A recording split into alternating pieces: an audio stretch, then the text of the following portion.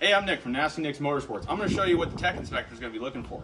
So we're going to start with stand-up, and then we're going to go over to the X2, and that'll kind of show you a little bit of what it's like for two different kinds of vehicles, but they're basically looking for the same thing every time. Now, tech inspection in the beginning, when you first get to the racetrack, is just checking to make sure that your ski doesn't have any kind of major malfunctions that's going to be dangerous. So they're going to come into the engine bay, and the first thing they're going to look for is everything tight. Does everything fit? Is everything on there? Is there anything leaking? Is there any visible gas whatsoever? They're going to check your battery. They're going to jiggle your figure throttle. That's going to kind of go around and just touch random objects on your ski and make sure that it's tied in. As far as the stand-ups, the main thing they're looking for is they're going to make sure that this vent line is vented out of the hull. So going up my handle pole, you can actually see that the vent line is run around this way, up, and then to a loop right here. It can dump anywhere in the pole that you want, but I always have mine dumping down here just because it's easier to install. I put the loop there, that way water can't backflow, but that's the main thing they're going to be looking for is there any visible gas? Is that vented out of the ski? And then they're going to go ahead and check on whether or not your start-stop switch works.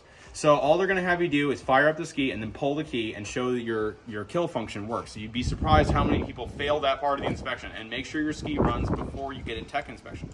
Going towards the other kind of skis is basically the same thing. With an X2, if you guys are getting into vintage, they're going to have you route that vent up out of the tube in the same way. So it's going to have to come out of the hole, which you're going to trace it around here. Same exact idea. They're going to be looking for any visible gas. Is there anything that's loose? Is there water cables? They're not really concerned with, at this stage, whether or not your ski is legal as much as, is this a safe vehicle to race? So they're going to go ahead and grab everything. They're going to touch your steering, and they're going to be checking this kill switch function. Again, make sure your ski runs.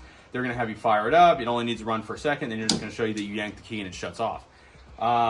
They're going to check your nozzle. They're going to check small things like that. But for the most part, safety inspection, it's mostly safety inspection as opposed to tech inspection. If you're getting teched after a race, that's something entirely different, and where you have to make sure that your engine is more or less ready to be inspected. That very rarely happens on this side of the racing because someone has to put up several $100s to protest you. So just be mindful of that if you do get torn down, you're going to need new gaskets, you're going to need probably some money, and you may or may not lose a position. So always make sure that your stuff is tied in, safe, and legal.